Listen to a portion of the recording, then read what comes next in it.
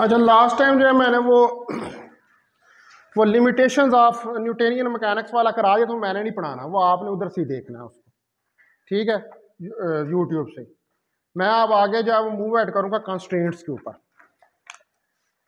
वो मैंने उस जो वीडियो थी उसके अंदर उसको कंप्लीट कर दिया था, लिमिटेशंस ऑफ न्यूटोनियन मैकेनिक्स को।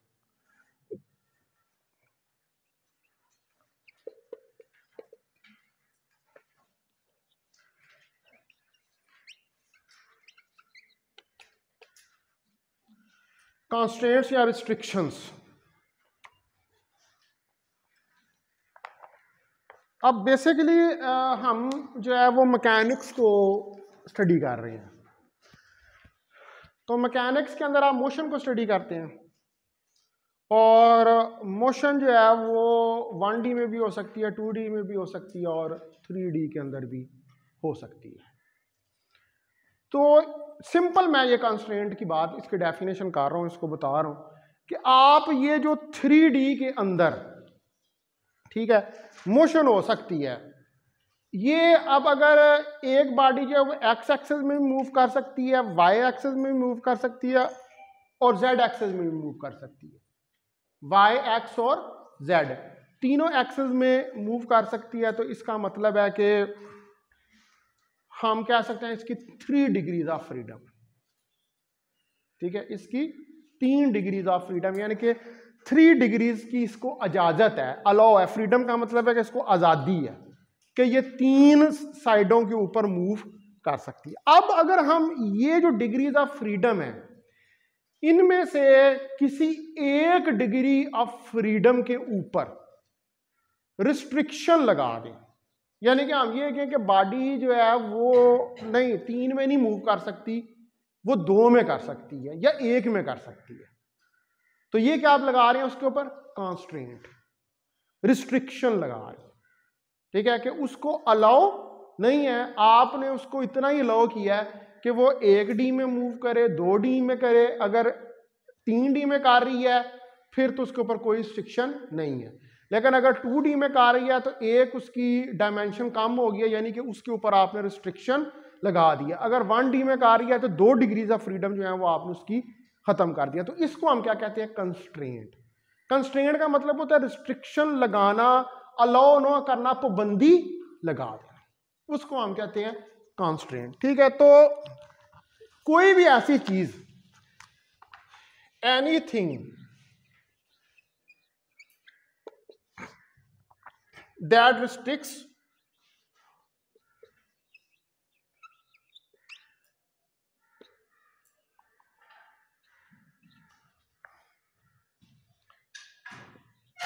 or prevents the motion of the particle,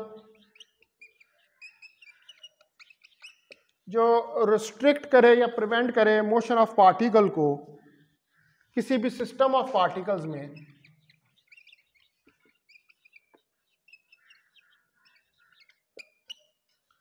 ठीक है जी, कोई भी अगर सिस्टम ऑफ पार्टिकल्स हो उसमें रिस्ट्रिक्ट करे मोशन को इन एनी डायरेक्शन,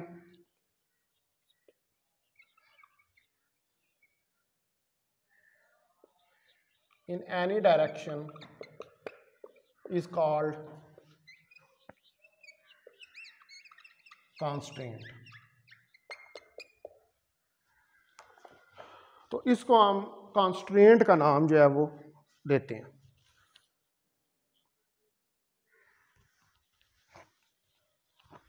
यानी कि किसी भी डायरेक्शन में उसके ऊपर आप रिस्ट्रिक्शन लगा दें। अब डायरेक्शंस को हम तो 3D को ही ऑब्जर्व करते हैं। चौथा जो है वो टाइम होता है, टाइम और स्पेस वैसे हमेशा इकट्ठे ही होते हैं, लेकिन पोजीशन जो है उसको तो 3D के अंदर ही आप देख रहे होते हैं। तो इस किस्म का जो सिस्टम होता है, this type of system is known as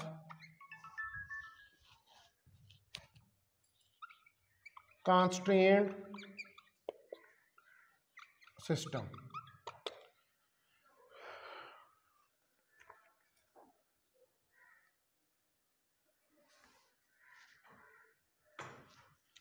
अब इसको इस तरह भी डिफाइन किया जा सकता है कि कंस्ट्रेंट जो है वो लिमिट करता है किसी सिस्टम की मोशन को।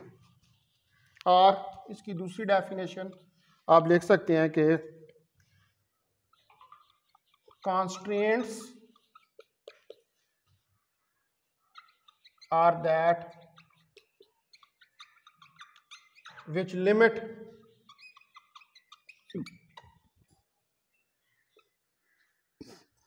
the motion of the system।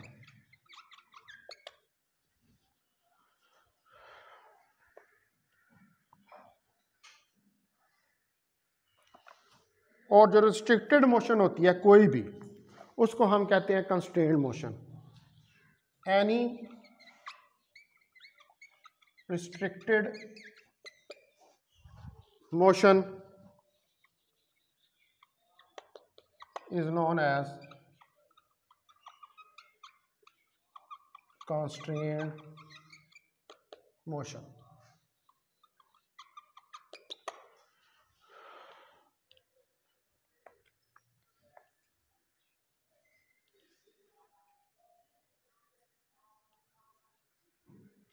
तो अब अगर आपके पास जो है मोशन हो किसी सिस्टम ऑफ पार्टिकल्स की, यानी किसी सिस्टम के पार्टिकल की, किसी सिस्टम या पार्टिकल की मोशन को लें, if the motion of the particle, जो मोशन है पार्टिकल की, इज रिस्ट्रिक्टेड, उसको आपने रिस्ट्रिक्ट किया हुआ है, and it can not extend freely in 3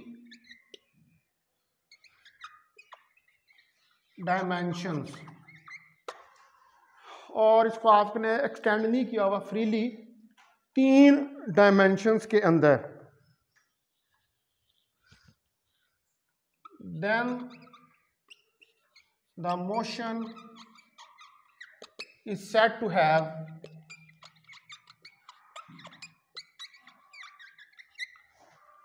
some constraints।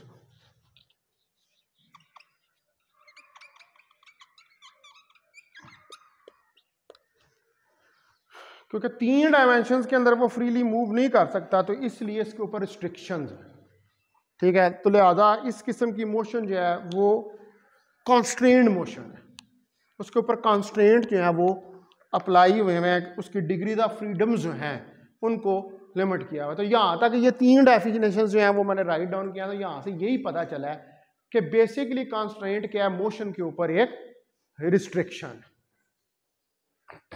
ठीक है, क्या है, मोशन के ऊपर एक रिस्ट्रिक्शन है। ये अब दिमाग में बैठनी चाहिए कि मोशन के ऊपर कंस्ट्रेंट क्या है, मोशन के ऊपर एक रिस्ट्रिक्शन है। 3D में आप किसी एक डायरेक्शन के ऊपर उसके ऊपर रिस्ट्रिक्शन लगा दें तो हम कहते हैं कि वो कंस्ट्रेंट के अंदर है, वो कंस्ट्रेंट के अंदर होगा। मिसाल के तौर पर सिंपल पेंडुलम है। अब सिंपल पेंडुलम जो होता है यूं लटका हुआ है और इस तरह मूव कर रहा है, ठीक है, तो इसका एक तो एंगल चेंज हो रहा है, दूसरा ये एक्स एक्सिस के अलांग मूव कर रहा है। तो 3D में तो नहीं कर रहा ये तो एक ही डायमेंशन में मूव कर रहा है। तो इसमें 2 वेरिएबल्स आ रहे हैं, एक इसकी पोजीशन आ रही है एक्स या आर जिसको आप कह सकते हैं, या दूसरा आ रहा है थीटा। तो बाकी ये 2 डायरेक्शंस जो हैं उनके अंदर तो इसके ऊपर रिस्ट्रिक्शन लगी है। ये कंस्ट्रेंड मोशन है, ये कंस्ट्रेंट के अंदर जो है ये बॉडी जो है वो मूव कर रही है।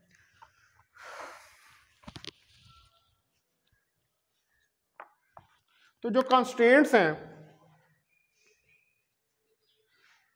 The constraints can be expressed.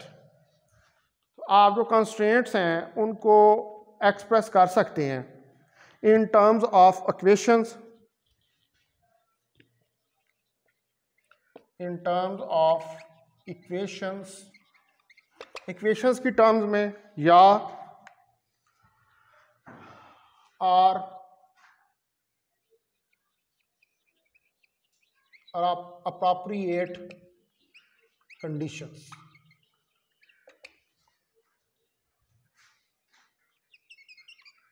involving coordinates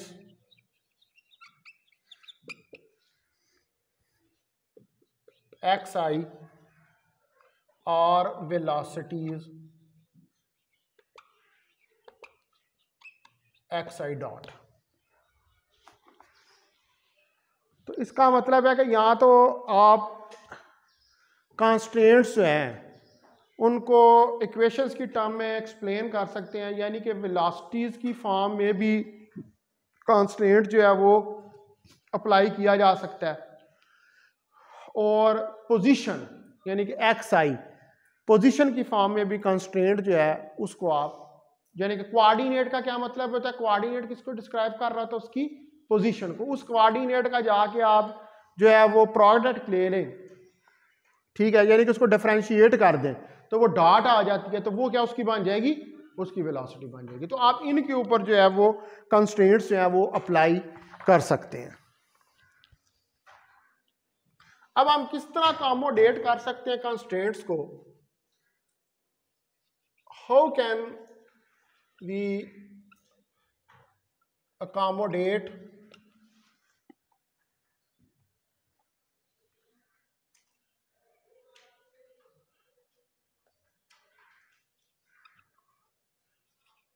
constraints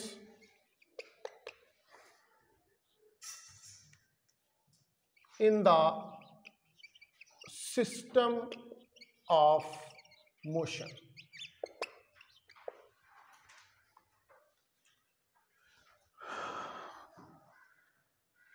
ठीक है, अब किस तरह आप अकोमोडेट कर सकते हैं कंस्ट्रेंट को मोशन में, तो इसका आंसर यह है कि it depends upon the type of the constraint, ये किस किस्म का कंस्ट्रेंट है, वेलोसिटी पे लगा हुआ है, पोजीशन पे लगा हुआ है, एक्सेलरेशन पे लगा हुआ है, किसके ऊपर कंस्ट्रेंट जो है वो अप्लाई किया हुआ, ठीक है। तो द आंसर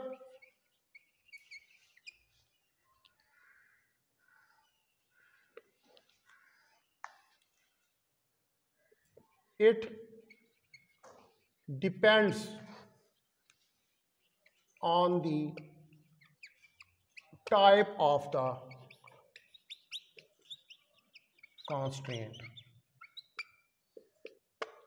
तो ये डिपेंड करता है कि आपके पास कौन सी टाइप है कंस्ट्रेंट की।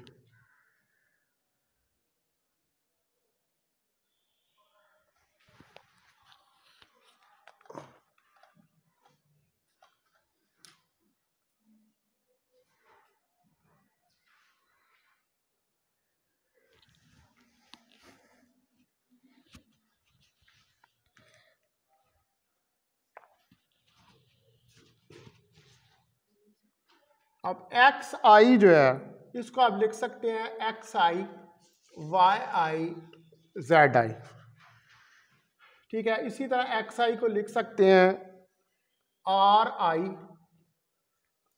थीटा आई फाई आई।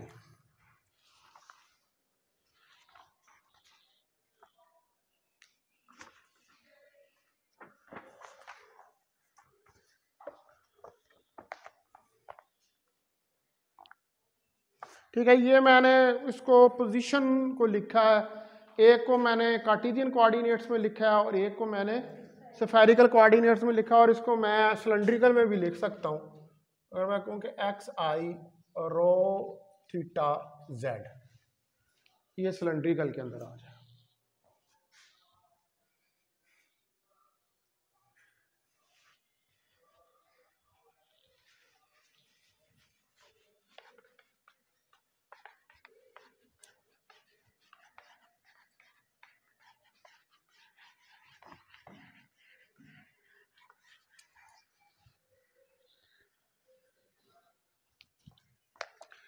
तो अगर आप सिंगल पार्टिकल की मोशन को डिस्क्राइब करना चाहते हैं किसी सिस्टम ऑफ पार्टिकल्स में, ठीक है, to describe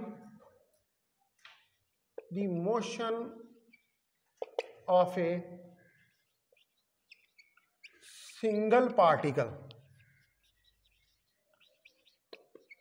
in the system of particles, यानी कि एक सिस्टम ऑफ पार्टिकल्स है, उसके अंदर हम एक सिंगल पार्टिकल की मोशन को डिस्क्राइब करना चाहते हैं। अब उसके लिए हमें फिर उस मोशन को डिस्क्राइब करने के लिए पता होना चाहिए कि कोऑर्डिनेट्स क्या हैं, एक्स वाई, और एक्स में कर रहा है, वाई में कर रहा है, जेड में कर रहा है, उन कोऑर्डिनेट्स का पता होना चाहिए। We have to know the coordinates, हमें जो है वो कोऑर्डिनेट्स का पता होना चाहिए। एक्स डायरेक्शन में मूव कर रहा है, वाई डायरेक्शन में मूव कर रहा है, जेड डायरेक्शन में, किस डायरेक्शन में मूव कर रहा है। अब ये जो कोऑर्डिनेट्स हैं ये किसके रिस्पेक्ट से होंगे, ये होंगे हमारे पास with respect to system of 3 dimensional coordinates, with respect to the system of 3 dimensional coordinates.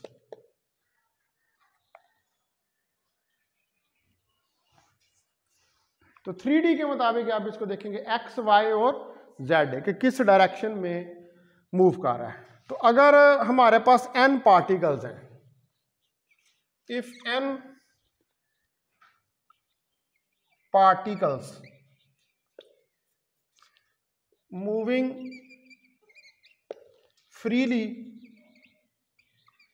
In 3D, n particles हैं और 3 डायमेंशन के अंदर फ्रीली मूव कर रहे हैं, यानी कि x में भी मूव कर सकता है, y में भी कर सकता है और z में भी कर सकता है। तो इसको हम डिस्क्राइब करेंगे by 3n space coordinates, is described by 3n space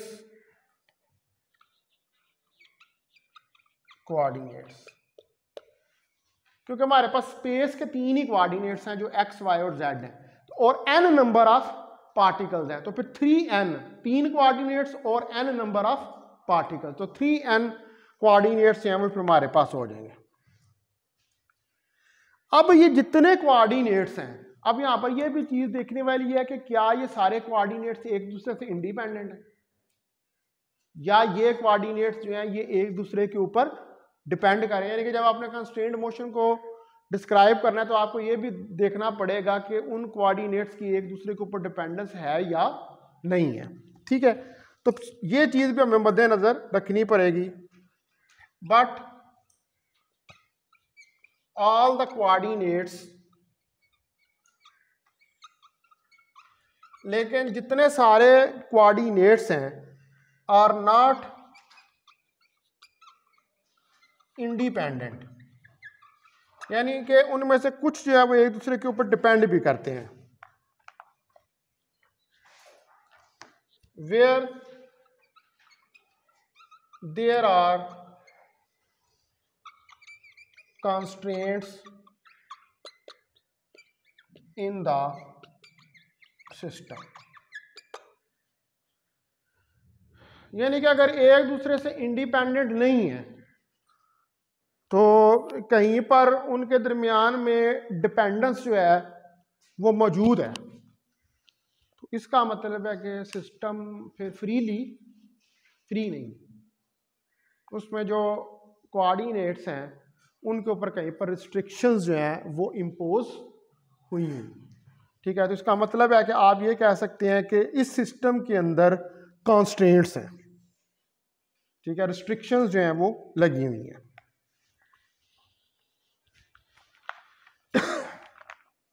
इसका मतलब है it means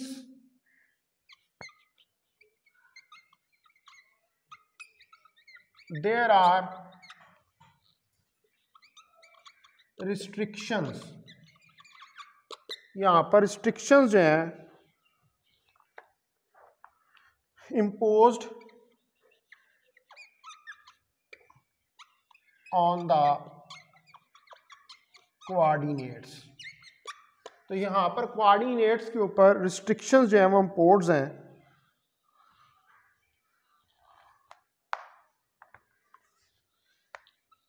change in one coordinate affects other coordinate।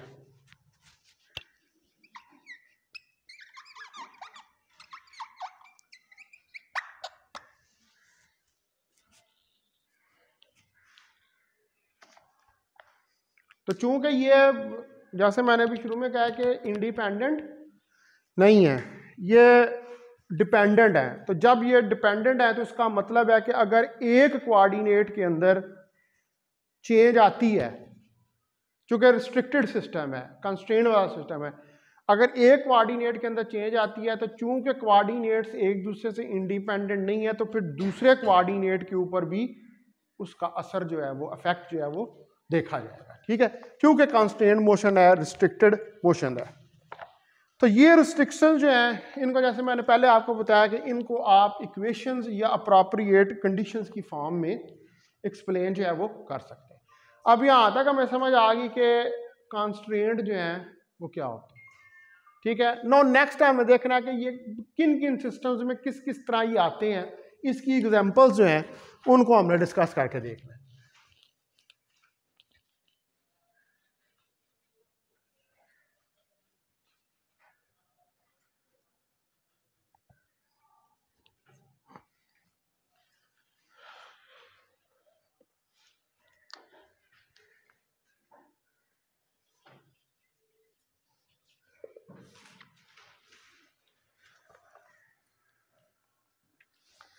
अब यहाँ पर पहले नंबर पे हम एग्जांपल देखते हैं कि हमारे पास एक सिंपल पेंडुलम है जिसकी मैंने अभी बात की है।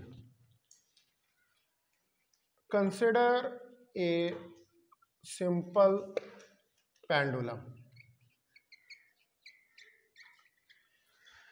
एक सिंपल पेंडुलम है oscillating in two dimensional plane, two dimensional plane के अंदर ऑसिलेट कर रहा है, ऑसिलेटिंग इन 2D प्लेन, एक 2D प्लेन के अंदर ऑसिलेट कर रहा है x, y। अब जो मोशन है बाप की, the motion of the pendulum bob, जो पेंडुलम बॉब की मोशन है is such that we have L square is equal to x square plus y square।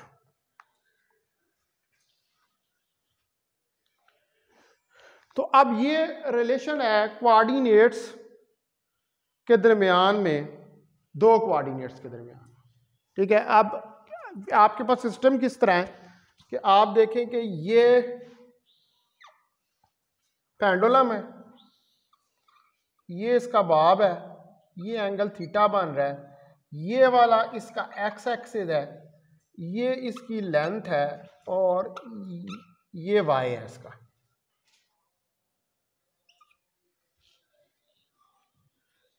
ठीक है, और ये इसके अंदर वाइब्रेट कर रहा है, यानी कि दो कोऑर्डिनेट्स आ रहे हैं आपके पास एक्स और वाई। ठीक है, तो x square plus y square is equal to L square. ठीक है, ये अब ये दो कोऑर्डिनेट्स जो हैं इस लेंथ के साथ, अब यानी कि यहां पर ये प्लेन के अंदर मूव कर रहा है। एक प्लेन है, प्लेन किस में होती है, 2 एक्सिस के अंदर। ठीक है, आप इसको यूं भी बना सकते हैं कि आप ऐसे कहें कि ये एक प्लेन है। ठीक है, ये एक्स है और ये वाई है, तो ये प्लेन के अंदर ऑसिलेट कर रहा है। अब इसका मतलब है कि इसके ऊपर रिस्ट्रिक्शन लगी हुई है ना, रिस्ट्रिक्शन तीसरे में तो नहीं जा रहा, ये प्लेन के अंदर ही मूव कर रहा है। तो इसका मतलब है कि ये रिलेशन जो है, ये वाला equation 1 is a relation between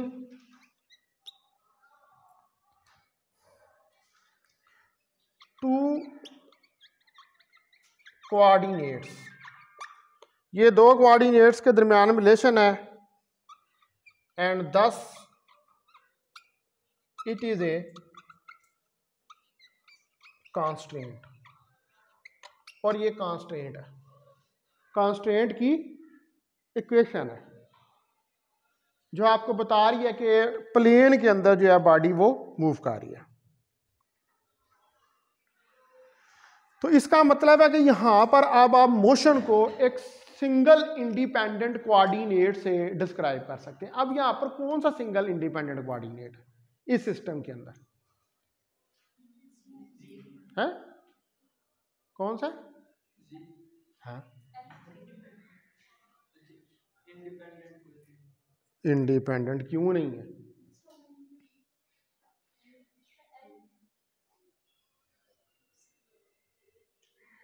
गौर से देखो जरा इसको।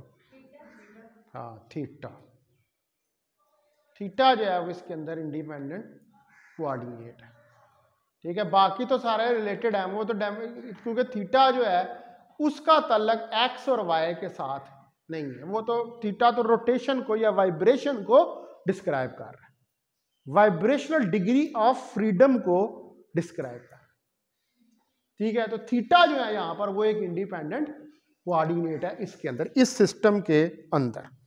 तो अब लिहाजा फिर आप इसकी मोशन को जब डिस्क्राइब कर रहे हैं आप, तो आप इस एंगल से ही डिस्क्राइब करते हैं।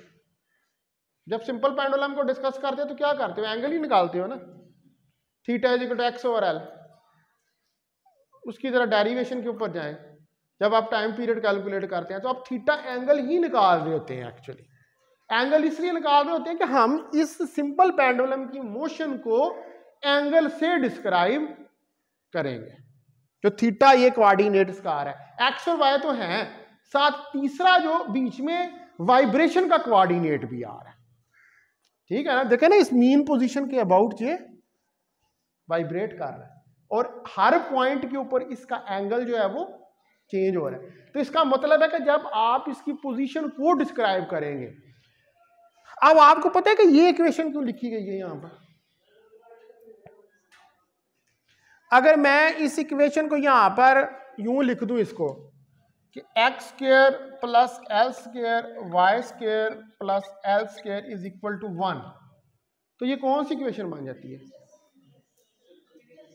Equation of circle. तो सिंपल हार्मोनिक मोशन जो होती है वो किससे एनालॉगस होती है?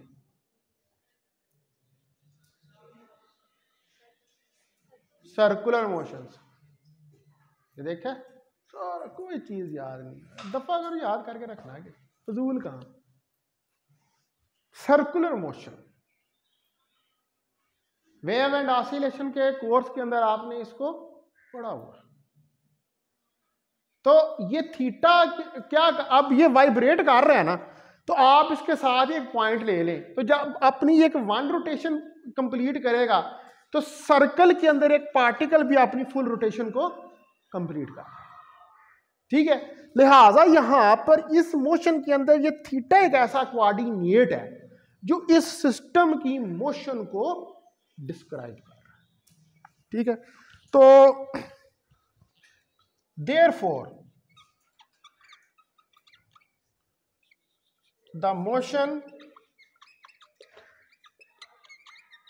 इज डिस्क्राइब, कि मोशन जो है वो डिस्क्राइब की जाती है by a single independent coordinate.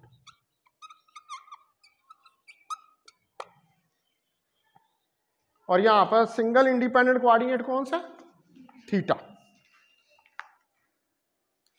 अब आ जाए एक और पार्टिकल की एग्जाम्पल लेते हैं जो कि सरफेस ऑफ स्फीयर के ऊपर मूव कर रहा है।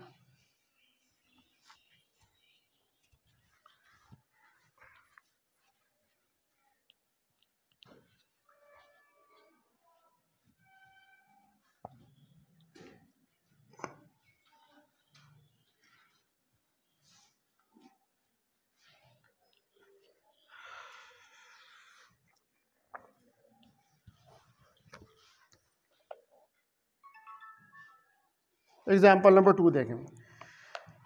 कंसिडर ए पार्टिकल,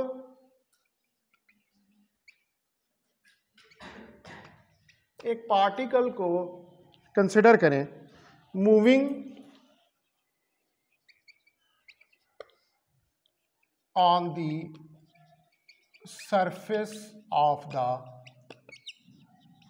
सफीर, एक सफीयर की सरफेस के ऊपर मूव कर रहा है।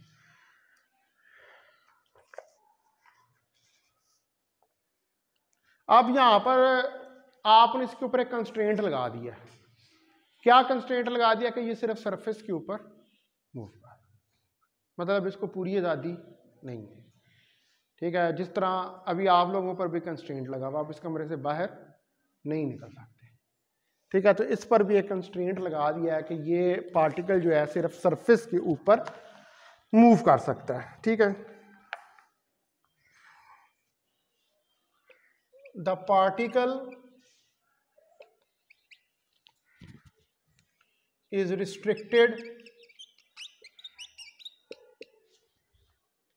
by the constraint, ठीक है, यहां पर आपने एक कॉन्स्टेंट इसके ऊपर अप्लाई कर दिया है, so that it can only move on the surface of the sphere.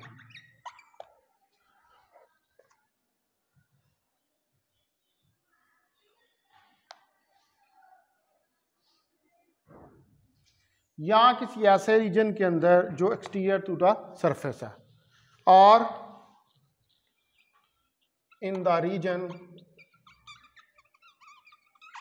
Which is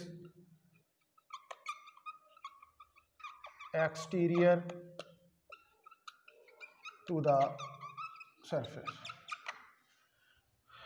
okay, surface के एक्सटीरियर है,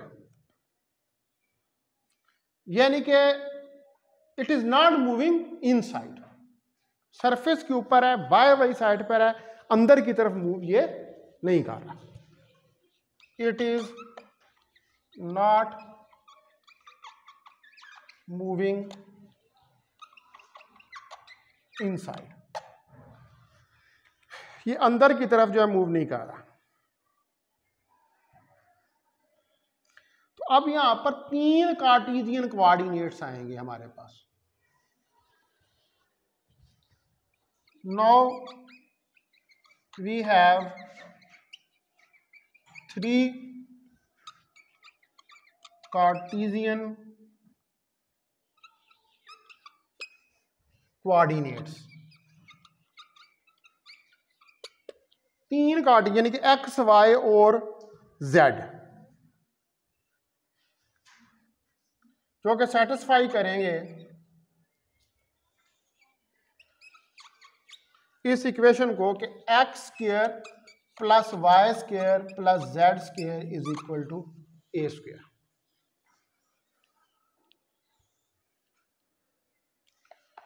तो लिहाजा इस केस के अंदर हमारे पास 2 इंडिपेंडेंट कोऑर्डिनेट्स हैं, एक्स वाई भी हो सकता है, वाई जेड भी हो सकता है, और जेड एक्स भी हो सकता है। ठीक है, so in this case we have 2 independent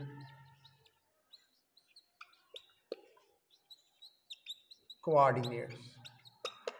इसका मतलब है कि यहां पर हमारे पास 2 इंडिपेंडेंट कोऑर्डिनेट्स हैं।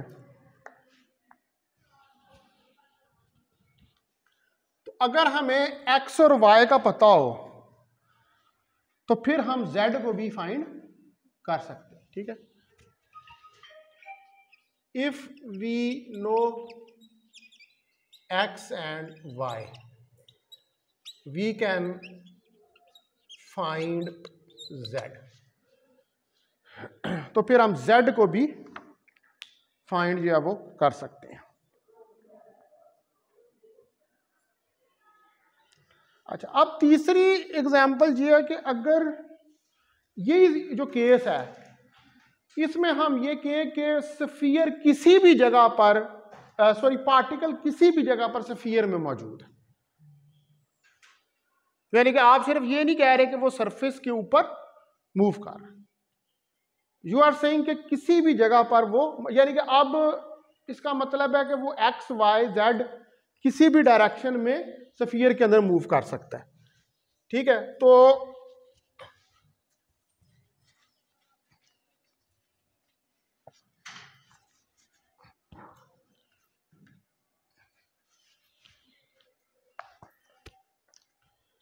थर्ड एग्जांपल है कि इफ द पार्टिकल, अगर जो पार्टिकल है can be anywhere inside the sphere, कि वो किसी भी जगह पे है स्फीयर में, तो we have following inequality equation, x square plus y square plus z square less than equal to a square.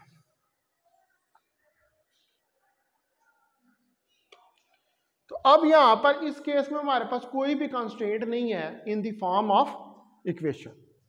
ठीक है, क्योंकि ये तो लेस देन इक्वल टू आ गया, ये इनइक्वालिटी आ गई, ये कोई इक्वल नहीं आ रहा उसको, तो लिहाजा इस इक्वेशन में हमारे पास कोई कंस्ट्रेंट प्रेजेंट नहीं है। इन दिस केस द कंस्ट्रेंट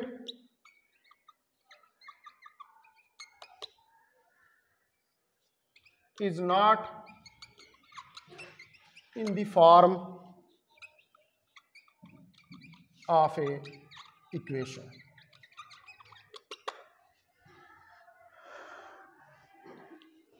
इस केस में कंस्ट्रेंट जो है वो अब इक्वेशन की फॉर्म में नहीं है, क्योंकि ये एक इनइक्वालिटी आ गई। अब यहां पर उसके अंदर जो है वो फ्री है,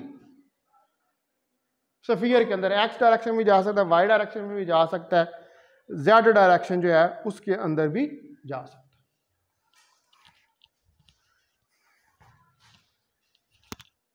ठीक है जी, अब टाइम ओवर हो गया, तो मैं इसको अब